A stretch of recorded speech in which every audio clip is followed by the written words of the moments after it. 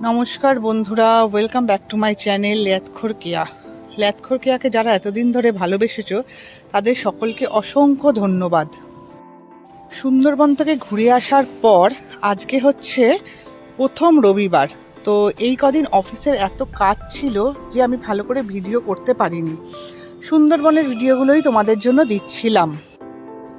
আজ যেহেতু রবিবার আর 2 সপ্তাহ প্রায় আমার ছাদ বাগানে আসা হয়নি, তাই জন্য আমি সকালবেলায় ঘুম থেকে উঠেই আগে ছাদ বাগানে চলে আসলাম। 4 তলার আমাদের যে ছাদ বাগানটা আসে সেই ছাদ বাগানে চলে আসলাম।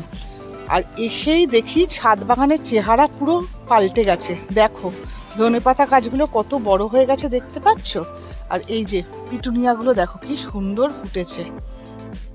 গাঁদা গাছে মনে হচ্ছে দেখে একটু ফুল কমে এসেছে, তো সেই মতোই দেখছিলাম ভালো করে।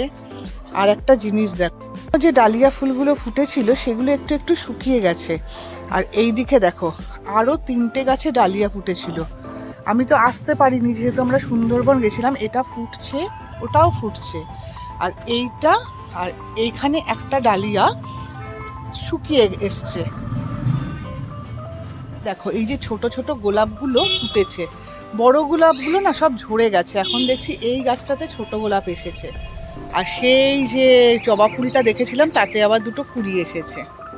টমেটো গাছের অবস্থা দেখো, কত টমেটো যে হয়েছিল জানো, প্রচুর টমেটো পেকেছে। আমি তুলে নিয়ে গেছিলাম সকালবেলায়, তো সেগুলো তোমাদের আমি দেখাবো। এগুলো এখনো পাকেনি বলে তুলিনি।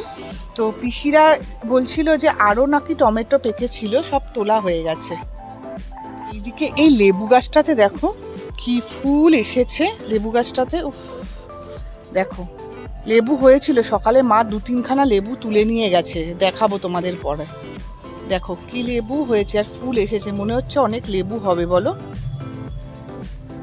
দেখানো হয়নি, আমাদের ছাদ বাগানে না পিসি টবের মধ্যে একটা বেল গাছও লাগিয়েছিল। এই দেখো দেখতে পাচ্ছ কি সুন্দর। কখনো দরকার হলে হঠাৎ করে আমরা এখান থেকে বেলপাতা তুলে নিয়ে যাই। দেখো এই শিম গাছে কত শিম হয়েছে। মা তো মাঝখানে তুলে শিম চচ্চড়িও বানিয়েছিল, আমাকে অফিসে দিয়েছিল। তো আমি যখন বাড়িতে এসে জিজ্ঞাসা করলাম, মা বলছে গাছের শিমের নাকি শিম চচ্চড়ি। কি মিষ্টি শিমগুলো জানো, খেয়ে বুঝলাম ভালো বেশ। দেখো কত শিম, দেখতে পাচ্ছ, বুঝতে পারছো কিনা জানি না। এইটুকুন গাছে কত শিম হয়েছে। ঠিক আছে চলো এবার আস্তে আস্তে নিচে যেতে হবে। আমরা ঘুরে আসার পর প্রচুর জামা কাপড় জমেছিল, আমি ওয়াশিং মেশিনে কাচতে দিয়ে এসেছি। তো এবার যাই আস্তে আস্তে গিয়ে ওগুলোকে বার করতে হবে। আবার তোমাদের সাথে একটু পরে দেখা হচ্ছে।